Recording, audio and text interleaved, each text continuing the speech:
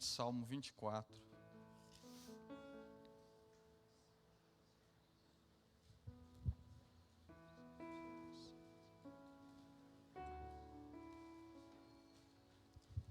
Salmo 24, 7.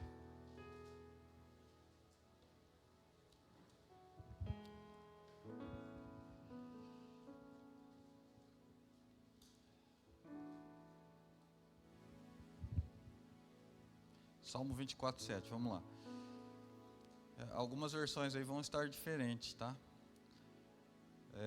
Levantai, ó, verso 7. Levantai, ó portas, os vossos frontões. Abram-se, ó antigos portais, para que entre o Rei da Glória. Algumas versões vai estar suas cabeças. Quem é o Rei da Glória? É o eterno, poderoso e valente, Deus forte e bravo de guerra. Levantai, ó portas, os vossos frontões. Algumas versões vai estar vossas cabeças. Abram-se, ó antigos portais, para que entre o Rei da Glória. Quem é o Rei da Glória? É o Senhor dos Exércitos. Ele é o Rei da Glória, amém? Vamos orar rapidamente. Deus, graças te damos, Pai, pois a sua mensagem chegou até nós, Deus. Deus, e eu quero pregar, Deus, como um homem que está morrendo, para homens que estão morrendo. Deus, que eles venham entender essa mensagem, que o Espírito abra os corações para que recebam, que o Espírito Santo me conduza aqui, Deus, que não seja eu, mas sim o Senhor falando, Pai. Porque nós somos homens falhos, Deus. Nós nada somos sem Ti, Deus. Por isso eu te peço, conduza nessa noite, Pai. Que a sua mensagem seja proclamada aqui nesse local. É o que eu oro e te agradeço em nome de Jesus. Amém. Irmãos, Salmo é bem forte. Esse Salmo aqui ele já está falando... Ele está falando do futuro, mas que para nós hoje, nos dias de hoje, já aconteceu. Só que eu não quero falar dele agora. Eu só abri para a gente ler. Vamos rapidamente para Lucas, capítulo 22, versículo 44. E logo em breve nós vamos chegar lá.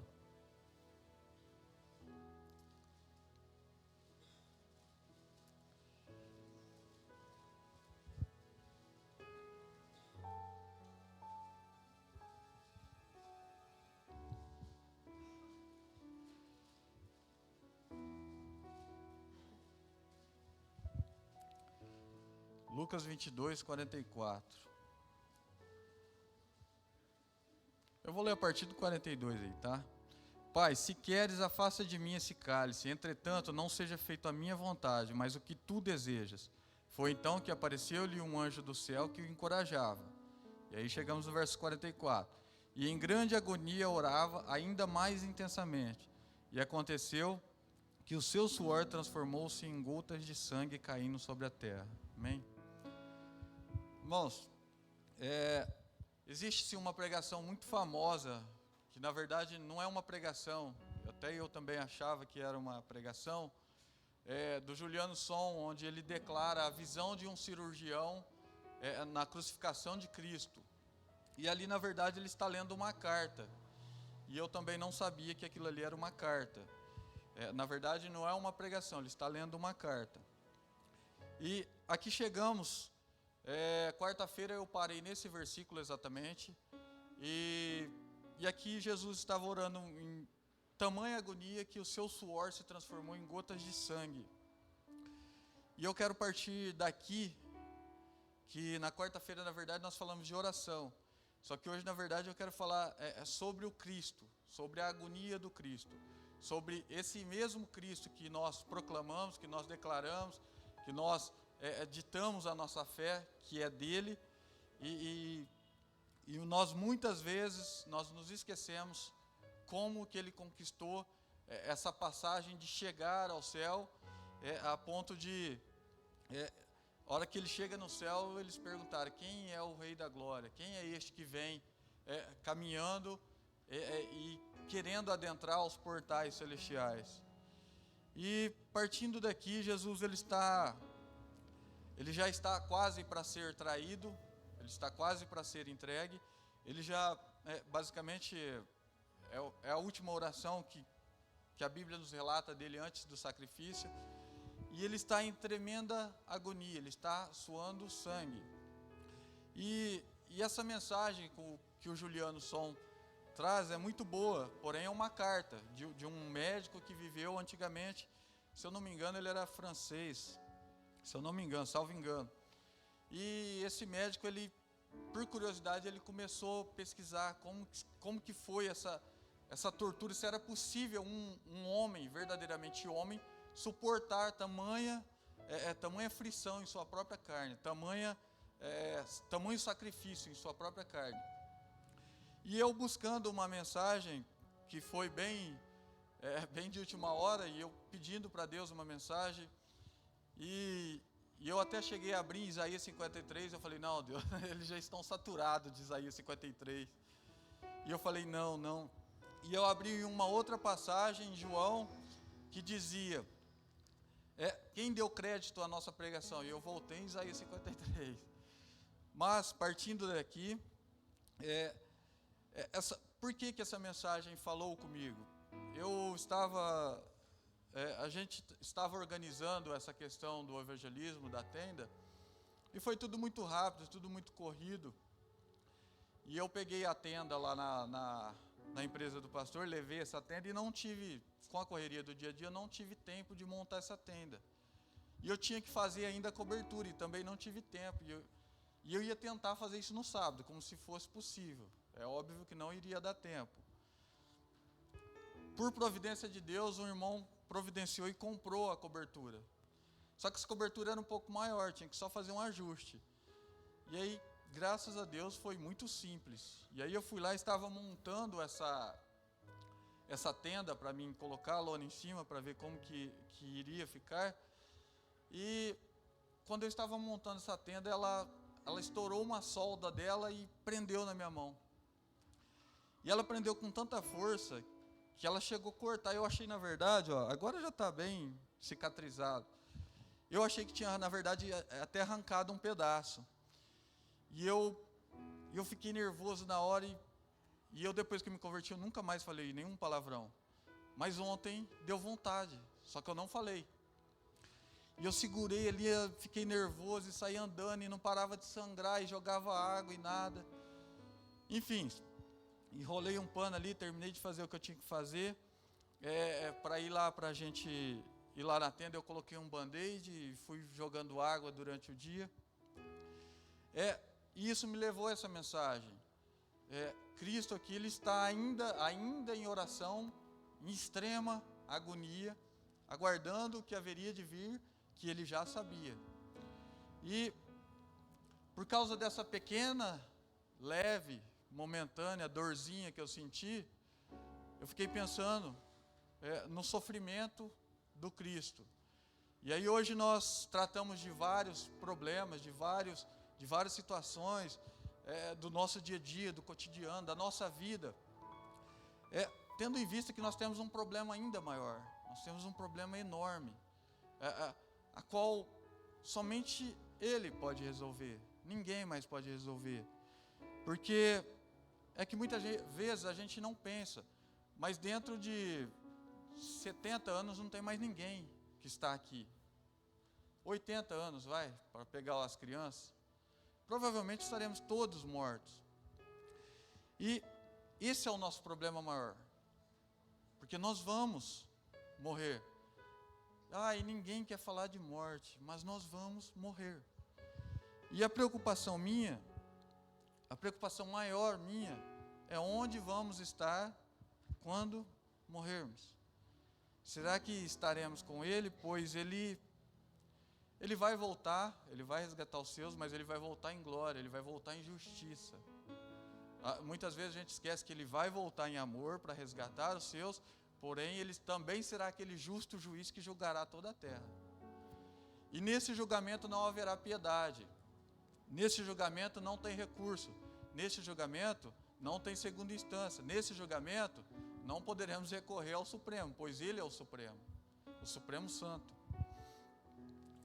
E eu gostaria de lembrar-vos, essa noite, de quão custoso foi para que nós hoje, somente através da fé no que Ele fez, fôssemos salvos.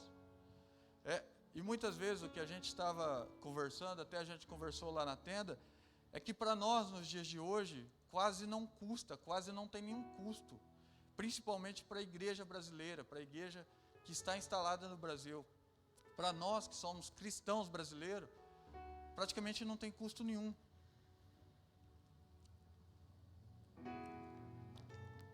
Tendo em vista o custo que teve para aquele que nós declaramos a nossa fé, declaramos que somos os seguidores dele, e tendo em vista também aquelas igrejas, aqueles irmãos missionários perseguidos em países fechados.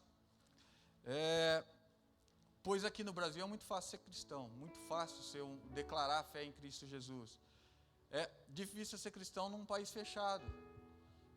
Alguns países, principalmente os países, quem não sabe, depois pesquisa aí, os países da janela 1040, esses são os países mais difíceis e complicados de se declarar a fé em Cristo Jesus. E talvez porque nós temos essa facilidade, essa liberdade e esse conforto de sermos cristãos declarados e não sofrermos nenhum tipo de perda, nós vamos levando de qualquer jeito, esquecendo tudo que nos foi feito, tudo que foi pago por nós. Porque na verdade nós estamos aqui hoje, mas teve um custo, teve um pagamento. E esse pagamento não foi nem eu nem você que fez. E ainda assim nós não poderemos pagar.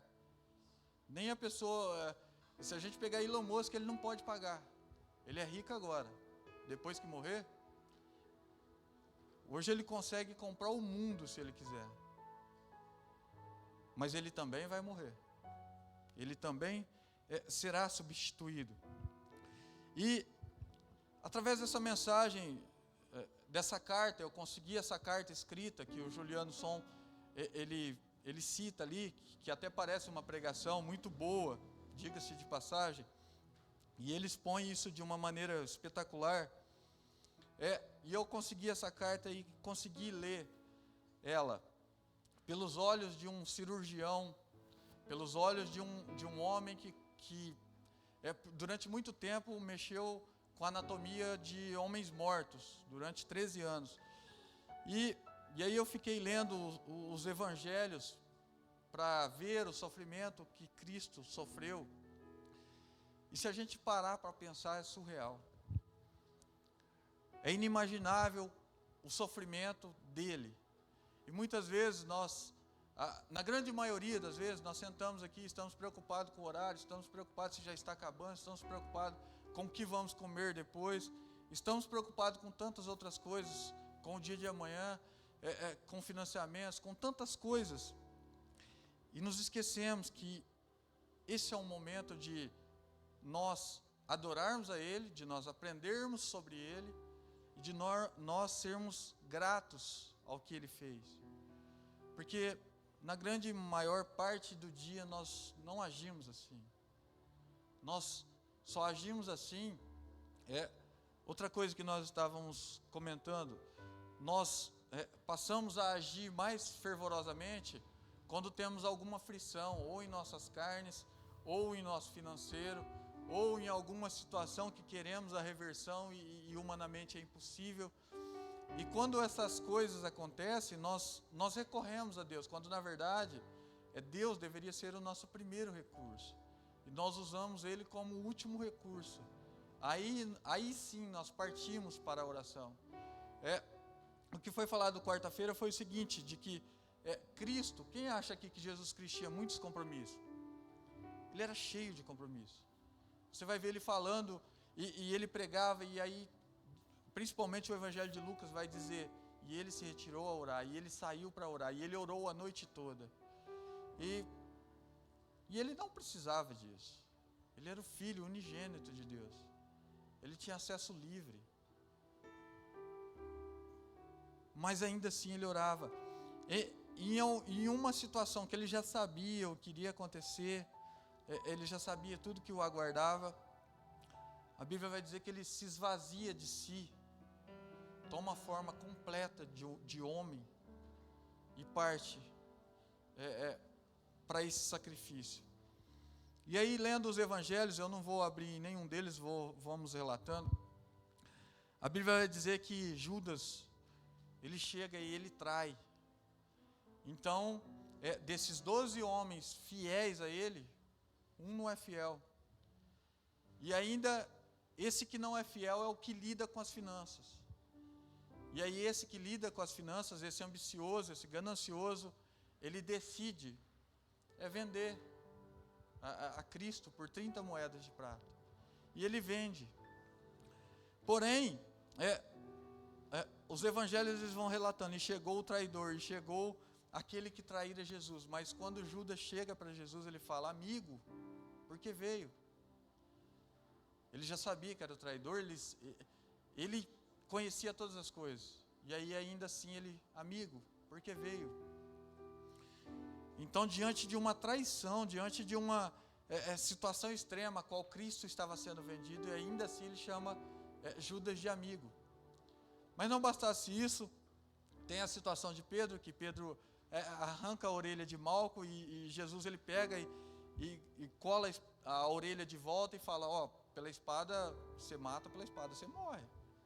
Guarda essa espada. E Pedro, não, Senhor, estou contigo. E aí Jesus falou, não tá, você vai me negar 3 vezes. E aí tem toda a situação de Pedro negando as 3 vezes.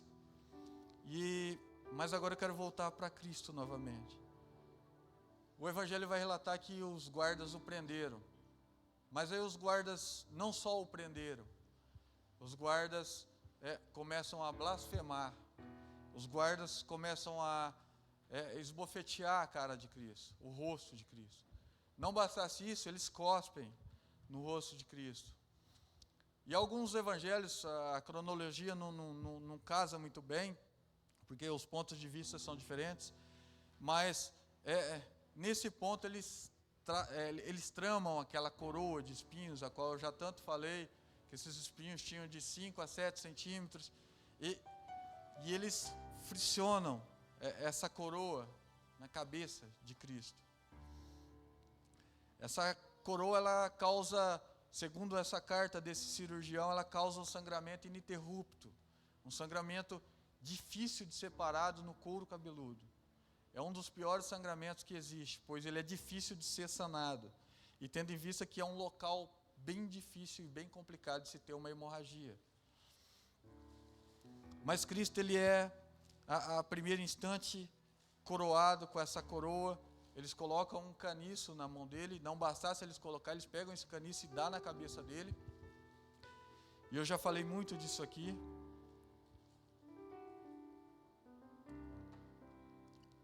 Nosso mestre foi cuspido na cara. Quem está disposto a ser cuspido na cara, no rosto?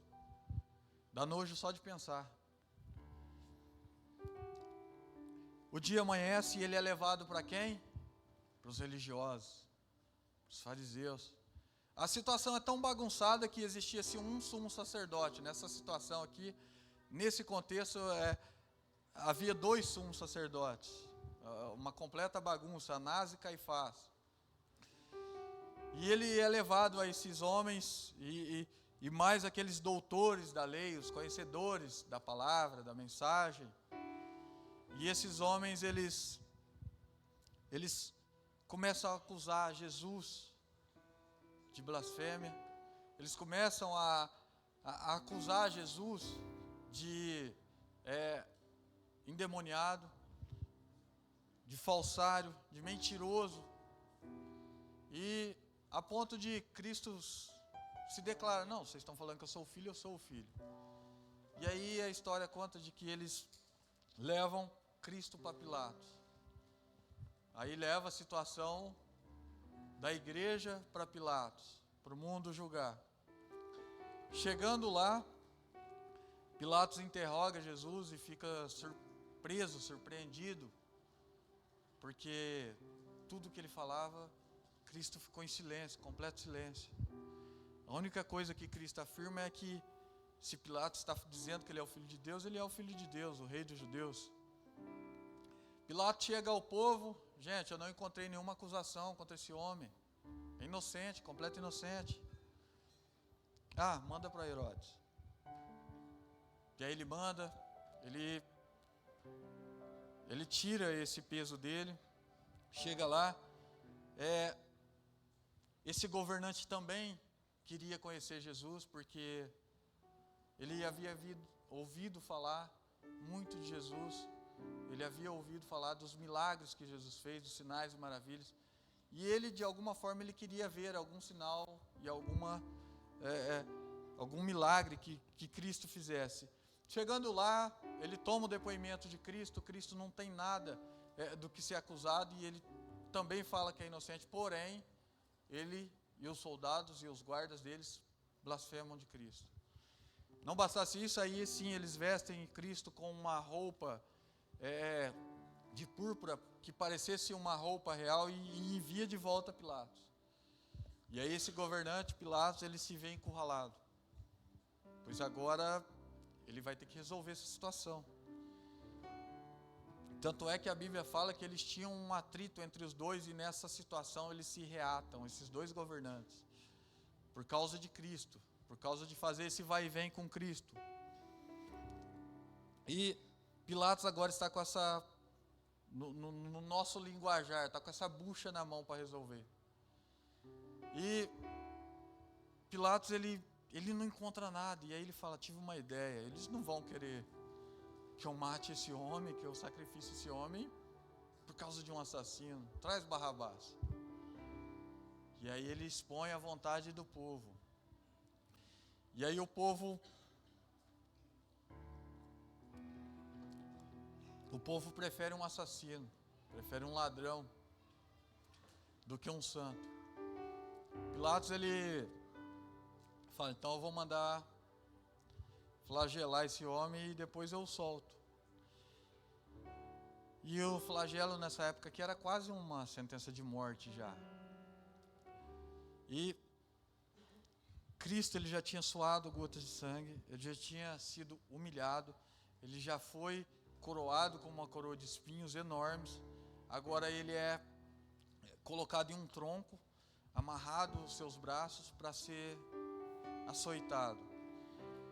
E esse cirurgião, ele, pelos estudos que ele fez, provavelmente era 2 soldados, um de cada lado, de estaturas diferentes, um mais alto e um mais baixo, para pegarem locais diferentes, porém pegarem toda a costa de Cristo. Isso eu já falei aqui também, esse não era um chicote simples, era um chicote provavelmente de 3 pontas, com pedaços de osso quebrado nas suas pontas, e pedaços de chumbo também para dar o peso, a ponto de que cada chicotada nas costas de Cristo, ao puxar dessa chicotada, dilacerava por completo o corpo dele. E, para quem não sabe, aqui era se dado, quando não era sentenciado à morte, era se dado 39 chicotadas. Então foram 39 chicotadas, e o corpo dele já está dilacerado. Eu vou ser bem sincero, eu acho que eu não suportaria uma. Agora o corpo dele já está dilacerado, os músculos já estão expostos da costa, os nervos, a ponto de que ele sofre quase um choque anafilático de desmaio. E esse cirurgião conta também de que em uma situação extrema dessa, a náusea é inevitável, a vontade de vomitar é inevitável, devido a tamanha dor. E se Cristo fosse solto ali, provavelmente ele cairia em uma grande poça de sangue, tendo em vista que a hemorragia causada em suas costas já tornara quase que irreversível. Não bastasse isso, ele já, lá em Isaías 52, vai falar que nós ficamos pasmados à sua vista, pois ele já nem parecia mais um ser humano. E agora eles enrolam ele em um tecido, e ele, enrolado nesse tecido, ele é trazido de volta ao povo, e aí ele é apresentado novamente. E aí Pilatos diz: e aí? O governante, e aí? Barrabás ou ele. Crucifica-o. Crucifica-o. E eu temo que provavelmente a igreja de hoje faria a mesma coisa. Eu temo falar isso, mas pois muitas vezes nós nos esquecemos desse sacrifício. Nós esquecemos do preço altíssimo que foi pago. Você não foi comprado por um valor em dinheiro como aqueles escravos eram comprados lá atrás. Você não foi comprado por qualquer coisa palpável. Você foi comprado por sangue. Mas não basta qualquer sangue, porque os sacrifícios ele acontece desde lá de trás. Ele vinha, aqui era uma tremenda matança para cobrir o pecado do homem. Precisava de um sangue santo para cessar toda essa matança de animais inocentes por causa do homem. Aqui Cristo é colocado como um bode expiatório. Para quem não sabe, a expressão bode expiatório, essa expressão ela vem da Bíblia. Porque nos tempos antigos de Israel, uma vez por ano, o sumo sacerdote colocava a mão na cabeça do bode, confessava os pecados de Israel, colocava esse bode para fora das muralhas da cidade, e esse bode vagava até morrer no deserto. Ou seja, esse bode ele funcionava como uma expiação. Ele expiava os pecados do povo. Por isso que quando alguém é inocente, acusado de alguma situação, e geralmente a gente fala, não, isso aí está sendo usado como bode expiatório. Daí vem a expressão. Só que agora o bode expiatório definitivo é Cristo. Ele agora vai expiar todos os nossos pecados. Ele vai cobrir todos os nossos pecados. Só que o preço está sendo pago.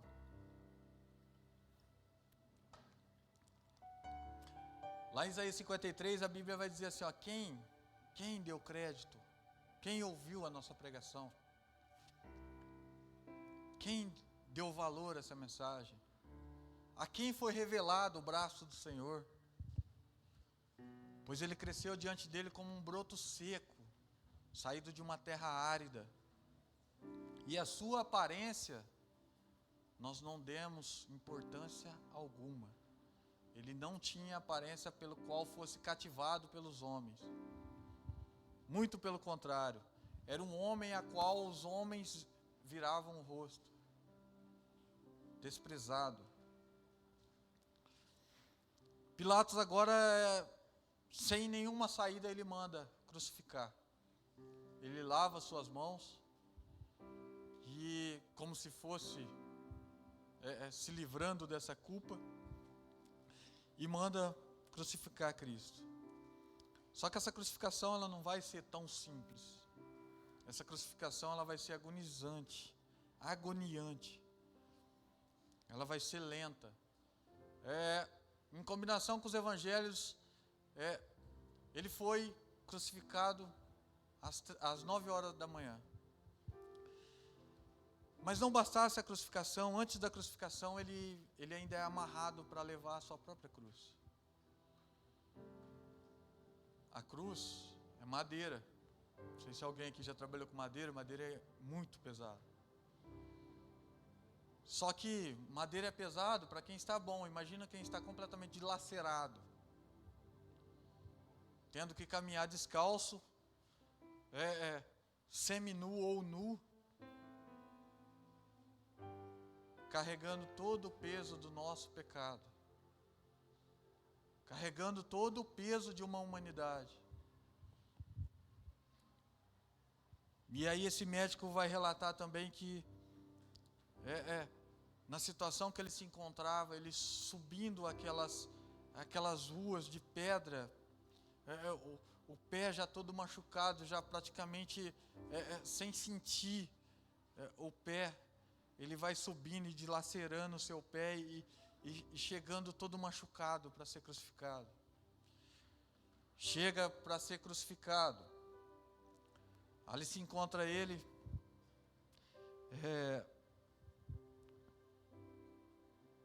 A dor inimaginável. Eu fico lembrando dessa dorzinha que eu senti aqui, insignificante. Aí você fala, não, mas ele é Deus, mas a Bíblia fala que ele se esvaziou, tornando-se forma de homem. Deixou toda a sua glória.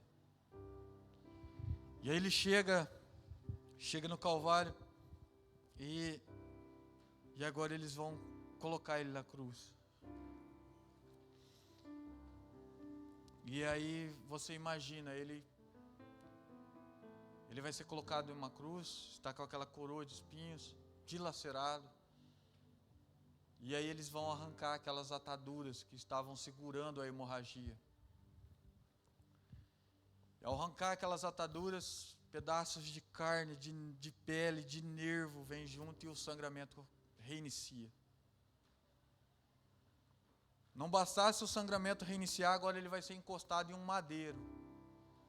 Alguém já fez um machucado bem feio e encostou em uma madeira cheia de farpa, uma madeira bruta? Que a madeira não era aparelhadinha, né, pastor? Aparelhada, vernizada. Não, aqui é bruta. Aqui é literalmente um tronco. E ele é colocado e as costas dele colam nessa madeira. E agora eles vão para a parte mais aterrorizante. Os pregos. Os pregos eu já falei aqui, 15 centímetros. Estudiosos dizem que fica entre 13 e 18. Eu fico no meio, 15 e meio. 15 e meio é mais ou menos isso aqui, irmãos. Para quem não tem muita noção, mais ou menos isso aqui, prego, desse tamanho. E esse prego agora, ele vai segurar os braços dele. Mas a Bíblia vai nos relatar a crueldade desse trabalho. A crueldade dessa morte. A Bíblia vai dizer que ele foi pregado. E aí, para quem assistiu já aquela Paixão de Cristo ali, nós temos uma pequena ideia do que pode ter sido. Mas imagina se aí agora na sua carne. Não dá para... Alguns dizem que é no pulso, alguns dizem que é na mão. Eu fico mais no pulso, que faz mais sentido. Mas imagina aí na sua mão agora, um prego de 15 centímetros atravessando. Isso sem você nenhuma chagas.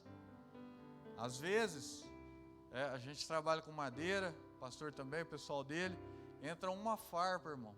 Entra uma farpinha. Já é uma loucura, você fica louco. Você tem que tirar.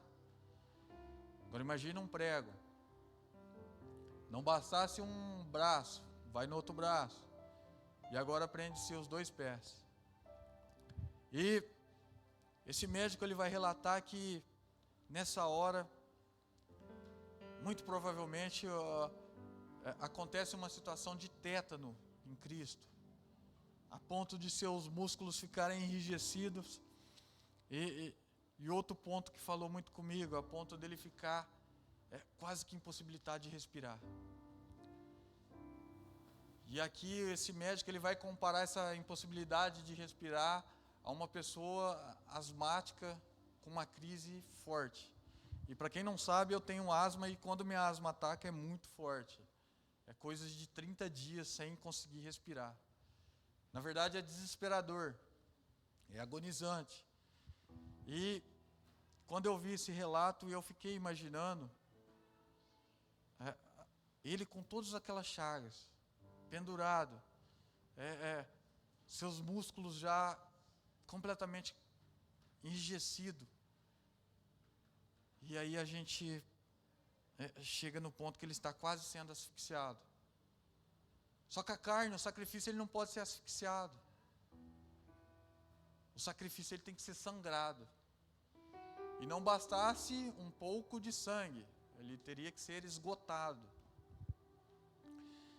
E naquela cruz ele vai dizer algumas coisas. Uma dessas coisas é: Deus, Pai, não impute a eles esse pecado. Esse pecado eles não têm culpa. Perdoe-os. pois eles não sabem o que fazem. Ele em uma situação extrema, traído, dilacerado, todo picotado naquela cruz, e perdoando aqueles que tinham feito isso com ele. Deus, não impute a eles esse pecado. E ele tem alguns brados ali de agonia. Ele tem eu já ouvi muitas pregações sobre o cálice da ira de Deus, a qual ele estava orando em agonia aqui, se possível, passe de mim esse cálice. E muitas pessoas, muitos pregadores vão dizer que a ira era o pecado de toda a humanidade, faz sentido. Algumas pessoas vão dizer que a ira era tantas outras coisas, esse cálice era tantas outras coisas, mas o ponto crucial que eu acho que era esse cálice, que ele queria que afastasse dele, é a hora que ele brada: Deus meu, por que me abandonaste?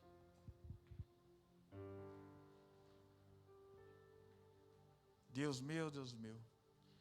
E aí o Filho de Deus, o Todo-Poderoso, se vê sozinho na cruz, abandonado pelos seus discípulos, seus apóstolos, abandonado por aquela multidão de seguidores atrás de milagre, do pão e do peixe, abandonado por todos, e agora abandonado pelo Pai. Pois a Bíblia vai dizer em Isaías 53:10 que ao Senhor agradou em moê-lo. Ao Senhor agradou em moê-lo em sua própria mão. E nota-se que isso tudo, um homem puro, santo, inocente, sem mácula. Por causa de quê? Por causa de quem? Qual é a causa? Por isso que eu falo que o problema nosso não é terreno. O problema nosso é além. Hoje, se você morrer hoje, você tem certeza do lugar para qual você vai? E aí lá em Romanos capítulo 10 ele vai dizer muito isso, que quantas vezes ele estendeu a mão para um povo rebelde, quantas vezes ele estendeu a mão para um povo corrupto, quantas e quantas vezes. E esse mesmo Romanos 10 vai dizer: aquele que declarar o meu nome, aquele que crê em mim, esse será salvo. Vamos voltar agora para Salmos 24.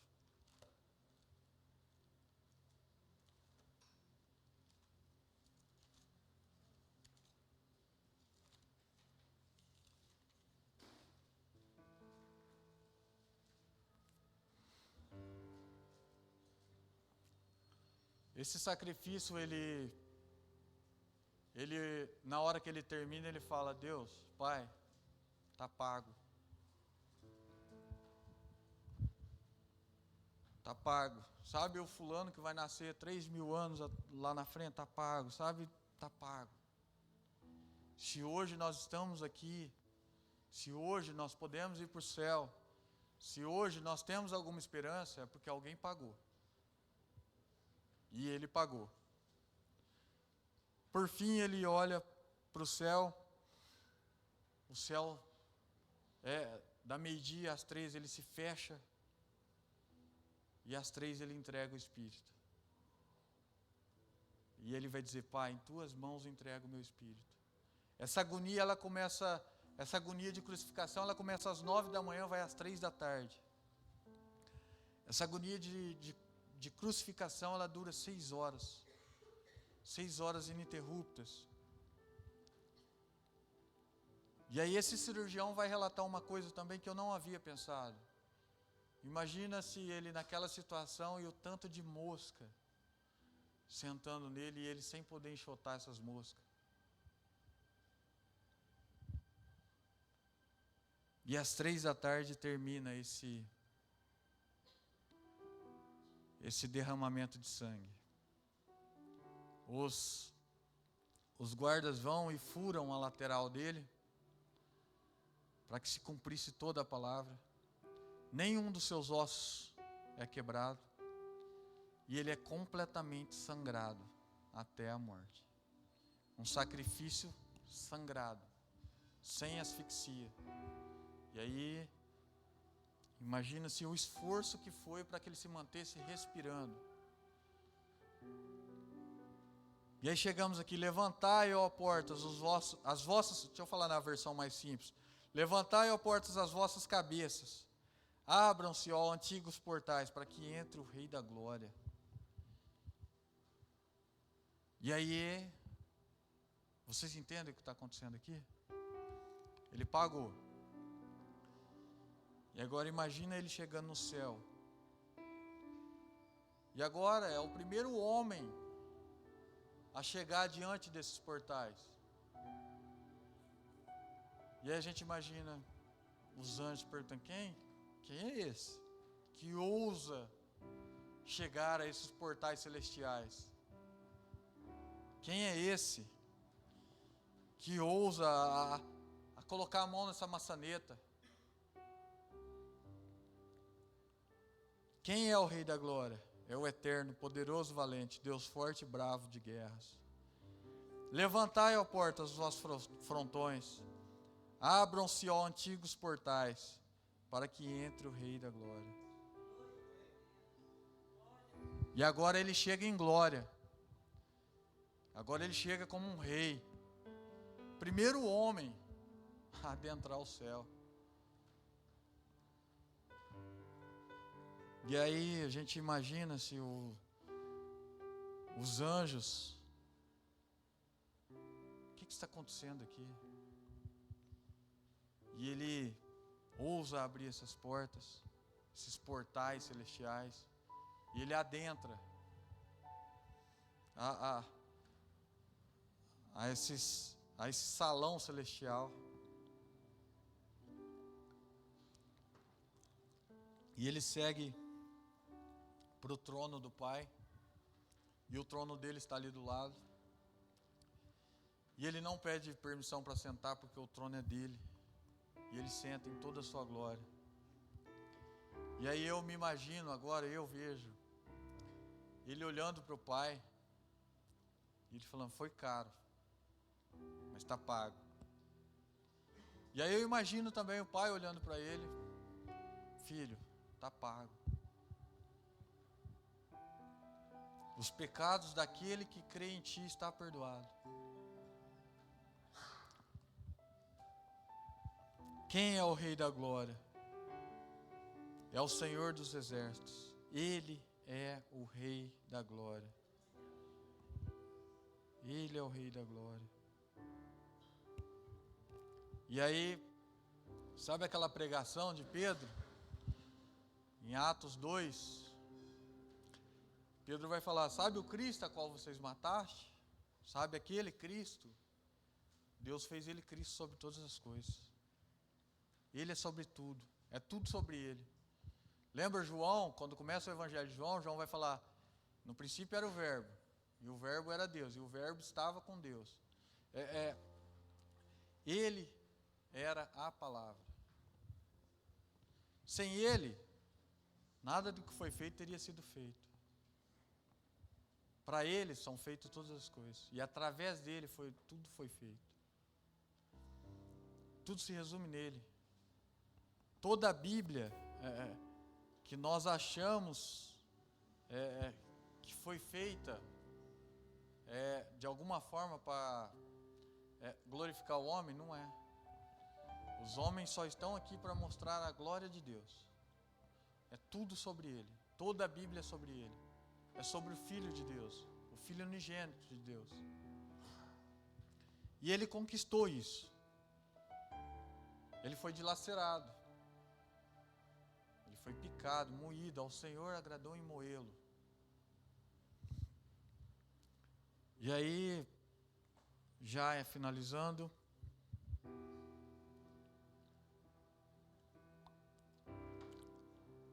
Eu volto lá em Isaías 53, primeiro versículo. Quem creu em nossa pregação? E a quem foi revelado o braço do Senhor? Será que nós somos daqueles que viramos o rosto diante dele? Será que nós somos aquele que crucificaríamos de novo se ele viesse no nosso tempo? Tendo em vista que nós como pecadores já o fazemos isso todos os dias. Mas eu tenho uma boa e uma má notícia para você. Primeiro eu vou te dar a boa. A boa é: Cristo está aqui. Cristo, Ele vive entre nós. Cristo, Ele está com nós. Só que tem uma má notícia. Cristo, Ele está aqui. Ele vive conosco. Ele está entre nós e Ele está em nós. O único ponto é de qual lado você está. Para você isso é uma boa ou uma má notícia. Porque Ele vai vir em toda a sua glória. Ele vai vir como um juiz. Mas não é um juiz que nós conhecemos, um juiz terreno. É um justo juiz.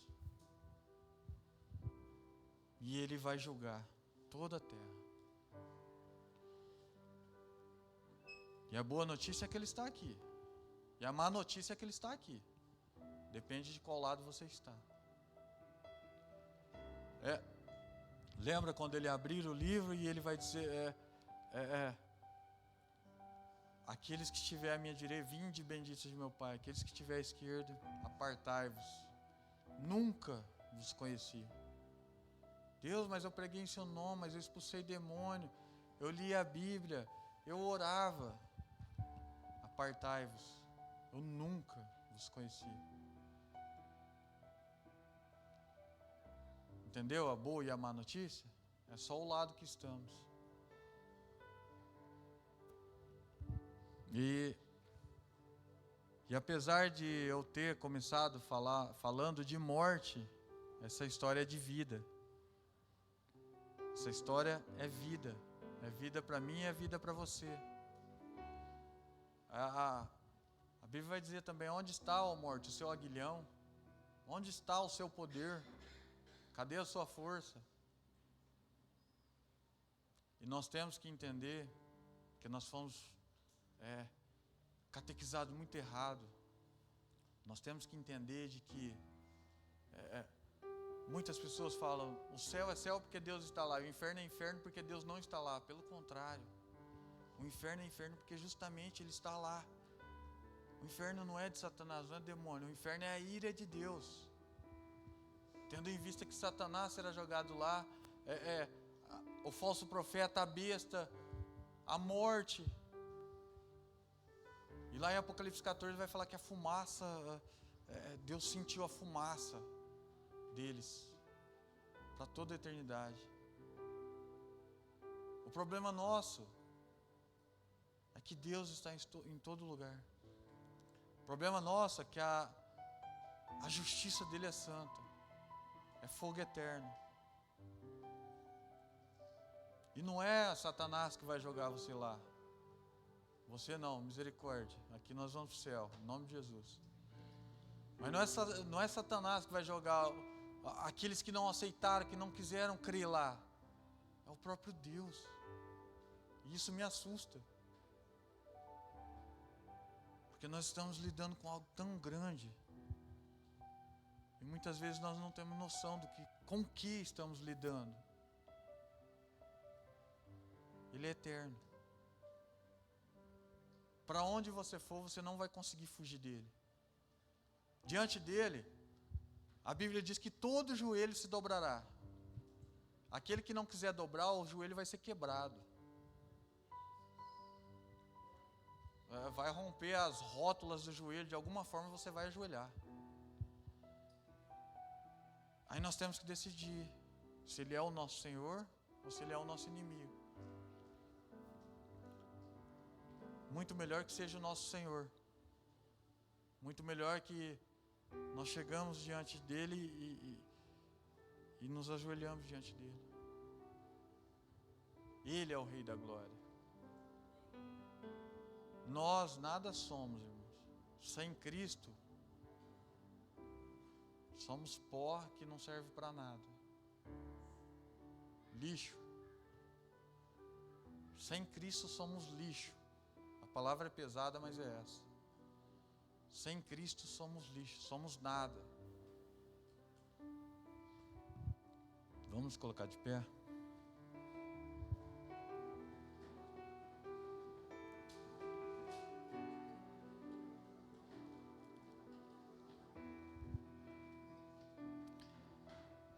Isso tudo não é para que você se entristeça.